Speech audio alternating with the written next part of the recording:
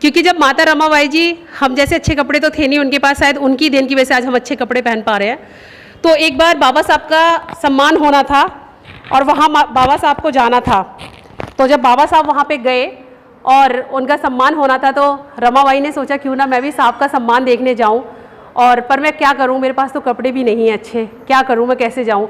तो उन्होंने सोचा कुछ एक बक्सा रखा हुआ था, तो कुछ उसमें कभी उनका सम्मान किया होगा बाबा साहब का, तो बहुत सारे पगड़ियाँ रखी हुई थी। प्लीज़ मैं बोलूँ तो कोई रिपीट नहीं करेगा, सुने सब लोग। क्योंकि जब बाबा साहब का जो सम्मान हुआ था, तो एक बार छत्रपति साहू जी महाराज ने उनका सम्मान किया था। एक उसमें स्वापा रखा था, उसको स्वापा बोलते हैं, पगड़ी बोलते हैं। तो जब माता रमाबाई जी ने वो निकाला तो वो बहुत गुड़ी मुड़ी सा रखा था, मतलब वो तय ठीक नहीं थी उसकी। तो उसको निकाला और उसको देखा, तो उन्होंने सोचा क्यों नहीं, सबसे सुंदर यही है, मैं इसे ही पहन के क्यों ना जाऊं। तो माता रमाबाई जी ने जब उसको निकाला और वो उसको पहन के गई, और बाबा साहब अपनी स्पीच दे रहे थे और माता रमाबाई जी चुपचाप चोरी छुपे उनको देख रही थी। लेकिन बाबा साहब ने, रमाबाई जी एक पेड़ के पीछे से देख रही थी और बाबा साहब की नज़र उनकी नज़रों से टकराई, तो उन्होंने सोचा कि रामू भी यहाँ आई हुई है। तो माता रमाबाई जी प्यार से बाबा साहब को, रमाबाई जी को रामू बोलते थे, और वो घर चली जाती हैं। तो घर जब बाबा साहब वापस आते हैं तो उनसे कहते हैं, रामू क्या आज आप प्रोग्राम देखने गए थे, वहाँ जो मेरा सम्मान हो रहा था वहाँ आप देखने गए थे। तो माता रमाबाई जी ने कहा कि नहीं साहब, मैं नहीं गई थी। कि रामू बताओ तो सही, आप गए थे कि नहीं गए थे। तो उनकी आंखों में आंसू आ जाते हैं माता रमाबाई जी की में। और बाबा साहब बस एक ही सवाल पूछते हैं माता रमाबाई जी से कि रामू मैं क्या करूँ, मैं कभी तुमको अच्छे कपड़े नहीं पहना सका, कभी अच्छे गहने नहीं पहना सका, कभी 2 वक्त की रोटी ढंग से नहीं खिला सका, लेकिन रामू आज तुम मांगो, क्या मांगती हो मुझसे। तो रमाबाई जी ने एक ही बात कही, साहब मैं आपसे क्या मांगूँ, लेकिन मैं, आप मुझे वचन दो इस समाज की जितनी भी महिलाएं, कि मैं रहूं ना रहूं, लेकिन इस समाज में जितनी भी महिलाएं वो अच्छे कपड़े पहन पाएं, वो अच्छे गहने पहन पाएं, वो अच्छी शिक्षा ले पाएं, वो सब कुछ अच्छा कर पाएं, वो अच्छी जॉब कर पाएं। और बाबा साहब और माता रमाबाई जी के प्रयास से ये सफल भी हुआ। और हम सब आज शिक्षा, दीक्षा, चिकित्सा, जहाँ तक कि मैं बार बार कहती हूँ, जो भी अगर बाबा साहब की मैं ऋणी रहूँगी, अगर मैं सांस भी जो ले पा रही हूँ वो परम पूज्य बाबा साहब की वजह से ले पा रही हूँ। वरना उन पूरे योगदान इस भारत में वो शायद पैदा ना हुए होते तो शायद मैं मानती हूँ कि मैं भी किसी गटर नाली में पड़ी होती और मेरा भी कोई अस्तित्व नहीं होता। और जो अस्तित्व है, आज मैं खड़ी हूँ, अगर मैं जिंदा भी दिख रही हूँ तो वो परम पूज्य बाबा साहब की वजह से दिख रही हूँ। और इसी कड़ी में हमारे बीच में गौतम बुद्ध नगर से चलकर आई मंजू गौतम जी, एक बार उनके लिए जोरदार तालियां। जय भीम, जय भीम, जय भीम, जय भीम। बहुत बहुत साधुवाद आप सबका। अभी मेरी सभी बहनों ने बताया कि माता रमाबाई कैसी स्थिति में रहीं। माता रमाबाई अपनी 4 संतानों को भी उन्होंने गंवाया, ना उन्हें दवाई दिला सकी, ना उन्हें भरपेट खाना खिला सकी, और कैसे उन्होंने जीवन यापन किया। गोबर इकट्ठा कर करके, उपले बना करके उसको वो बेचती थी और उससे पैसा थोड़ा थोड़ा इकट्ठा करके अपने बच्चों का पालन पोषण करती थी। लेकिन इसमें सबसे बड़ी महत्वपूर्ण जो बात महिला, जितनी भी मेरी बहनों ने बताई, वो एक ही बात बताई कि माता रमाबाई इतने अभावों में जीवन जी रही थी, इतनी परेशानियां उठा रही थीं, उनके बच्चे भी एक एक करके इस दुनिया से जाते रहे। उनके सबसे प्रिय पुत्र राजरतन, जिनको उन्होंने बड़े ही लाड़ प्यार से कंधे पे झुलाया, और उनकी लाशों को भी उन्होंने अपने कंधों पर ढोया। तो कितनी मतलब सोचने की बात है कि एक ऐसी माँ भी हो सकती है जो समाज के लिए, जो समाज के 7 करोड़ बच्चों के लिए अपनी, जो अपने कोख से उन्होंने जन्म दिया, उनको उन्होंने एक एक करके कुर्बान कर दिया, लेकिन उफ तक नहीं की। और इसके बाद भी वो रुकी नहीं, इसके बाद भी उन्होंने अपने त्याग में कोई कमी नहीं की। अगर उन्हें हम त्याग की देवी कहते हैं तो ऐसे ही नहीं कह देते, उन्होंने अपने आप को भी कुर्बान कर दिया। जब वो इस दुनिया से जा रही थीं और बड़ी नाजुक स्थिति में थीं, तो बाबा साहब जब उनके पास जाते हैं तो बाबा साहब से भी वो सिर्फ़ और सिर्फ एक ही बात कहती हैं, एक ही प्रार्थना उनसे करती हैं, एक ही विनती उनसे करती हैं कि बाबा साहब, मेरे बच्चे तो इस दुनिया से एक एक करके चले गए, मैं भी इस दुनिया से जा रही हूँ, लेकिन जो मेरे 7 करोड़ बच्चे हैं, मेरे जो 7 करोड़ बच्चे हैं, उनको वो सारे अधिकार मिलने चाहिए जो मैं अपने बच्चों को देना चाहती थी। यानी अच्छे कपड़े पहनने का जो अधिकार, अच्छा खाना खाने का अधिकार, अच्छा पानी पीने तक का अधिकार। यानी एक ऐसी भी दुनिया थी जिसमें पानी का भी अधिकार नहीं था।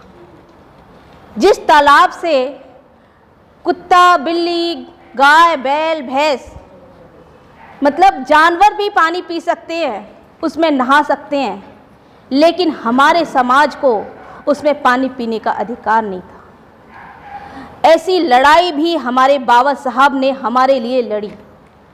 आप दुनिया के किसी भी, दुनिया के मतलब हर देश के इतिहास को आप पढ़ के उठा के देख लीजिए, कहीं पर भी ऐसी स्थिति आपको नहीं मिलेगी कि वहाँ पर लोगों को पानी के लिए भी संघर्ष करना पड़ा हो। लेकिन हमारे समाज पर पानी तक का प्रतिबंध था। तो ये भी जानने की ज़रूरत है कि आखिर ये प्रतिबंध थे, बाबा साहब ने हमें अधिकार दिलाए, तो ये अधिकार हमें क्यों दिलाए और ये प्रतिबंध हम पर किसने लगाए। और आज हम जिस रास्ते पर चल रहे हैं, जिनकी हम जय जयकार कर रहे हैं, जो हमसे सिर्फ मांगते ही हैं, उनका काम ही है कि ला और ला। यानी आप अगर बनिए की दुकान पर चले जाओ तो उसकी क्या नाम है, उसका बनिए, यानी कि हमारे पैसे से तू बनिए, यानी हम कह रहे हैं उसको तू बनिए हमारे पैसे से। हम अपना पैसा बनिए को तो दे के आते हैं। जब हम तीज त्योहार पे, जिनका हमें मालूम भी नहीं है, उनका अर्थ भी नहीं पता, त्योहार शब्द का मतलब ही है त्यो यानी तुम्हारी, और हार, जिस त्योहारों में आपके ही पूर्वजों की हार छुपी हुई है, उन्हीं को हमसे सेलिब्रेट करवाया जाता है, उन्हीं त्योहारों को हमसे मनवाया जा रहा है। और हम लोग अज्ञानता के कारण, जानकारी के अभाव में उनको मना रहे हैं। और जो संघर्ष हमारे महापुरुषों ने हमारे लिए किया, पानी का अधिकार भी हमें नहीं था, पानी का अधिकार दिलवाया, उनको हम जानने को तैयार नहीं हैं, उनको अपने घर में रखने को तैयार नहीं है, जय भीम बोलने को तैयार नहीं है।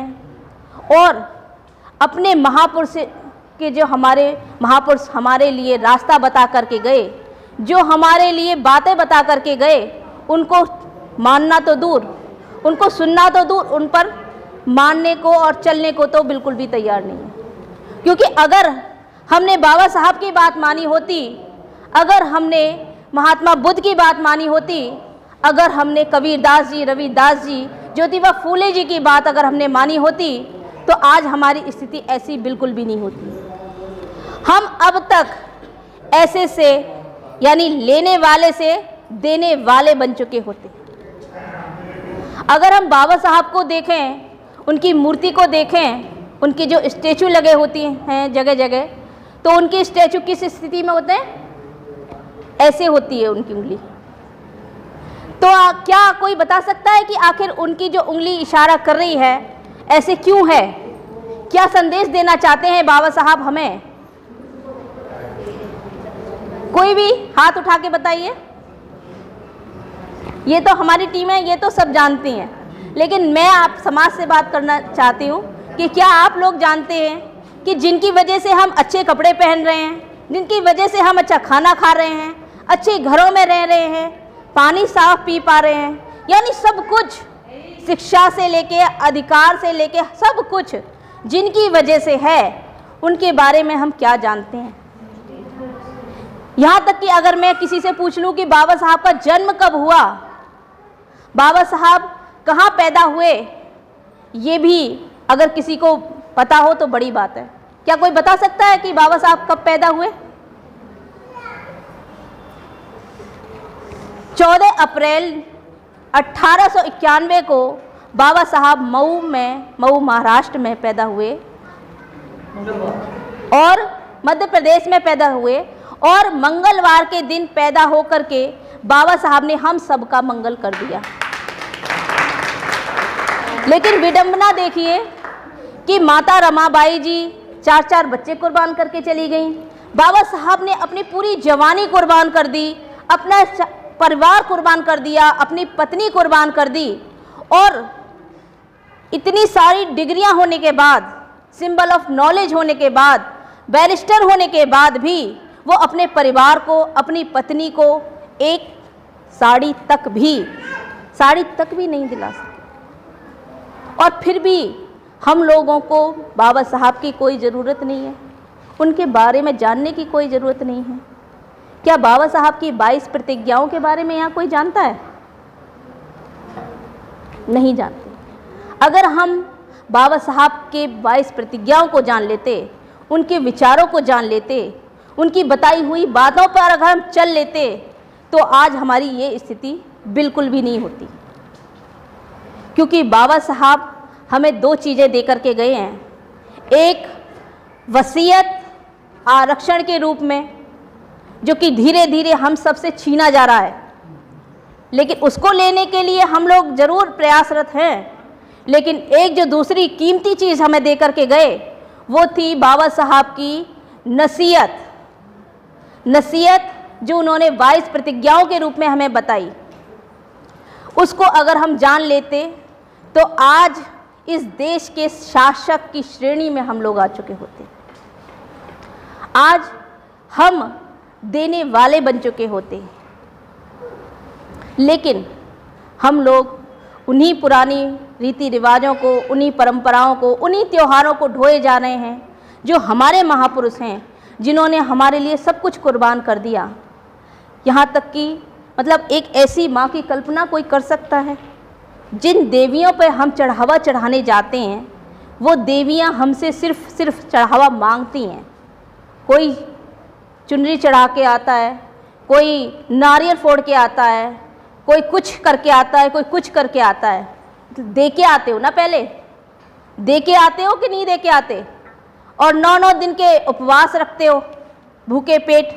पहले तो आपके पास खाने का अधिकार ही नहीं था, तो तब भी क्यों नहीं उस माता ने आपके क्यों नहीं सुनी? क्या आज भी मंदिरों के आगे जो भिखारी पड़े रहते हैं, उनसे ज़्यादा भी कोई गरीब, कोई बेबस, कोई लाचार हो सकता है? फिर उनका कल्याण क्यों नहीं करते वो? क्या आप घंटा बजा के आओगे, आपके अंदर ज़्यादा श्रद्धा हो जाएगी और उनकी बेबसी, लाचारी, उनकी जो भूख है वो आपसे ज़्यादा है या आपसे कम? जब इतने गरीब, लाचार, बेबस लोगों का वो उद्धार नहीं कर पाते, तो आप सबका कैसे कर देंगे? लेकिन हम लोग सोचते नहीं हैं। सोचने की बहुत ज़रूरत है, क्योंकि सोच से आती है क्रांति और श्रद्धा से आती है शांति। क्योंकि श्रद्धा तो जो हमारे बुजुर्ग थे, हमारी बूढ़ी दादी, नानी, चाची थी, उन्होंने भी बहुत की, उन्होंने भी बहुत पूजा पाठ किए, उन्होंने भी बहुत चढ़ावे चढ़ाए, उन्होंने भी बहुत नारियल फोड़े। लेकिन क्या आज की जो आपकी नारी है, आज की जो आपकी स्थिति है, आज जो अपने घर परिवारों में आप अपने फैसले ले सकती हैं, आज जो आपको हक अधिकार मिले हुए हैं, क्या उनको भी वो हक अधिकार मिले थे? नहीं मिले थे। लेकिन हम लोग ये नहीं सोचते कि ये हक अधिकार हमें किसने दिए। हम तो बस वही रूढ़िवादी परंपराओं को ढोते जा रहे हैं। एक छोटी सी कहानी मैं आपको सुनाना चाहूँगी। एक दंपति होते हैं और दोनों ही अंधे होते हैं। अंधे होने के कारण जब दोनों दंपति अंधे थे, पति भी अंधा और पत्नी भी अंधी, तो जब पत्नी खाना बनाती तो उसका जो खाना होता था, जब तक बना के ख़त्म करके रखती, उसका खाना आधा रह जाता और दोनों ही आधा पेट ही खा के रह जाते। डेली उन्हें आधा ही खाना मिलता। तो एक बार क्या हुआ, उसके जो पति था उसने एक लंबा बांस लिया और उसको 2 भागों में काटा, और 2 भागों में काटने के बाद में उसको, जब तक उसकी पत्नी खाना बनाती तब तक उसे वो ज़मीन में मारता रहता। और इस तरह से जो भी कोई जानवर, कुत्ता, बिल्ली या बंदर कोई आता था जो खाना लेके जाता था, उनकी रोटी लेके जाता था, वो नहीं आता था और उनका खाना उन्हें पूरा मिल जाता था। तो ये परंपरा उनकी बन गई एक तरीके से। और उसके बाद धीरे धीरे समय बीतता गया, उनके बच्चे हो गए, बच्चों के भी बच्चे हो गए, बच्चे बड़े हो गए, पढ़ लिख गए, नौकरी लग गई, अच्छे घर मकान हो गए, तो बच्चों की जब शादी हो गई तो जब उसकी बहू आती है, वो पढ़ी लिखी होती है, तो वो उनसे पूछती है अपने पति से कि जब मैं खाना बनाती हूँ तो आप ऐसे आवाज़ क्यों करते हो, क्योंकि वो तो उनके घर की परंपरा बन चुकी थी ना, एक रिवाज, ऐसे ही तो होता है। तो वो पहले तो अपनी पत्नी को डांट के चुप करा देता है कि ये जो परंपरा है, हमारे घर की पुरानी परंपरा है, इसमें कोई हस्तक्षेप तुम नहीं करोगी। लेकिन वो जब फिर उसके मन में जानने की उत्सुकता होती है तो वो फिर से कहती है, फिर से बार बार उसको पूछती है, तो वो बताने के लिए अपने जो बड़े बूढ़े थे उनसे पूछने के लिए मजबूर हो जाता है, और अपने बड़े बूढ़ों से जब पूछता है तो उसके बड़े बूढ़े उन्हें बताते हैं कि भी ऐसे ऐसे तुम्हारे पूर्वज अंधे थे और ऐसी ऐसी समस्याएं थी, इस वजह से ये परंपरा हमारे यहाँ चलने लगी और हम इसको ही निभा रहे हैं। और जब वो अपनी पत्नी को ये बात बताता है तो उसकी पत्नी बस एक ही बात कहती है कि उस समय वो अंधे थे, उनके पास ऐसे घर नहीं थे, टूटी झोपड़ी हुआ करती थी, झोड़ का गंदा पानी पिया करते थे। लेकिन आज जब हमारे पास अच्छे घर हैं, अच्छे मकान हैं और हम देख सकते हैं, तो फिर क्यों ऐसी ही रूढ़िवादी परंपराओं को हम लोग ढोए जा रहे हैं। तो थोड़ा सोचने की ज़रूरत है। तो जैसे कि आज की जो हमारी टीम के द्वारा ये अनोखी श्रद्धांजलि जो माता रमाबाई जी के पुण्यतिथि के अवसर पर हम सभी महिलाएं देने जा रही हैं, यानी कि अपनी बॉडी का दान देने जा रही हैं। सभी महिलाएं एक फॉर्म को भरेंगी और उसमें बॉडी को दान देने के लिए लिखा होगा, लेकिन उसमें किसी को कोई घबराने की ज़रूरत नहीं है। बॉडी दान देने का मतलब ये नहीं है कि हमें आज ही मरना है, हमें मरना आज नहीं है। जब भी कभी किसी की डेथ होती है किसी भी कारण से, तब आप लोग जो अपनी बॉडी को दान करेंगे तो उनकी सूचना जाएगी जिस हॉस्पिटल से बात की गई है उसको, और आपके बॉडी पार्ट्स वो भी आपने अगर अच्छे कर्म करे होंगे तब, क्योंकि अगर हम किसी के काम आ जाएं तो ये कोई छोटी बात नहीं है। लेना बड़ी बात सोचते हैं लोग कि लेना बड़ी बात है, लेना बड़ी बात नहीं है, देना बड़ी बात होती है। तो अगर हम किसी के काम आ जाएं तो ये बहुत बड़ी बात है। तो उस समय अगर हमारी बॉडी का कोई भी पार्ट्स, चाहे आंखें हों, चाहे किडनी हो, चाहे लीवर हो या हार्ट हो, वो लिया जाएगा सिर्फ और सिर्फ अगर वो भी ठीक हालत में है तो। नहीं तो आपकी बॉडी आपके घर वापस उसी अवस्था में दे दी जाएगी, और उसके बाद में आप अब उसको आपके परिवार के द्वारा उसका जो भी क्रियाक्रम करना है आप उसी अनुसार अपनी विधि के अनुसार उसे कर सकते हैं। उसमें कोई भी सामाजिक रूप से भी आपको कोई मतलब सोचने की ज़रूरत नहीं है, कोई किसी तरीके की। तो और ये बहुत बड़ी बात होती है कि हम जीते जी अगर किसी के काम आ जाएं तो बहुत अच्छी बात है, नहीं तो अगर मरने के बाद भी, क्योंकि वो तो जल के खाक होना है। और सबसे बड़ी बात मैं आपको बता दूं कि आज तक लेने वाले का कभी नाम नहीं हुआ। यहाँ तक कि अमीर से अमीर, करोड़पति, अरबपति, राजा महाराजे इस देश में होकर के चले गए, लेकिन आज तक किसी का नाम नहीं है। लेकिन हमारे महापुरुष जिनके पास कुछ नहीं था, जिन्होंने अपने बच्चों का भी इलाज नहीं करवाए, बल्कि बाबा साहब जब इस दुनिया से गए तो उनके ऊपर 2000 कुछ रुपए का उनके ऊपर कर्ज था, 20,000 का, सॉरी, हाँ 22 हज़ार रुपये का कर्ज था। तो और सारी ज़िंदगी जितना भी बाबा साहब पढ़े तो कभी अपने पैसे से नहीं पढ़े, उन्हें हमेशा सहायता मिलती गई। छत्रपति साहू जी महाराज जो थे, वो गायकवाड़ साहू जी महाराज, वो उनकी मदद करते थे, वो उन्हें विदेश भेजते थे और उसके बदले वो उनके शासन में काम करते थे। कि सबसे ज़्यादा सबसे ज़्यादा डिग्रियाँ बाबा साहब के पास थी, और बाबा साहब से उन्हें बहुत सारी उम्मीदें थीं कि वो समाज में समानता लाने का कार्य करेंगे। तो बाबा साहब ने वो किया भी, क्योंकि जो शाहू जी महाराज थे वो जानते थे कि कैसे समाज में मतलब एक खड़ी व्यवस्था थी, जो ऊपर है वो ऊपर ही रहेगा और जो सबसे नीचे है वो नीचे ही रहेगा।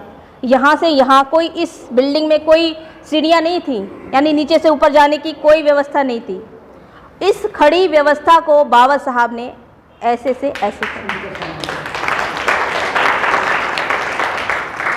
शिक्षा के माध्यम से और बहुत सारे अधिकारों के माध्यम से। तो मैं इसी के साथ अपनी वाणी को विराम देती हूँ। आप सभी का बहुत बहुत साधुवाद। नमो बुद्धाय। जय भीम।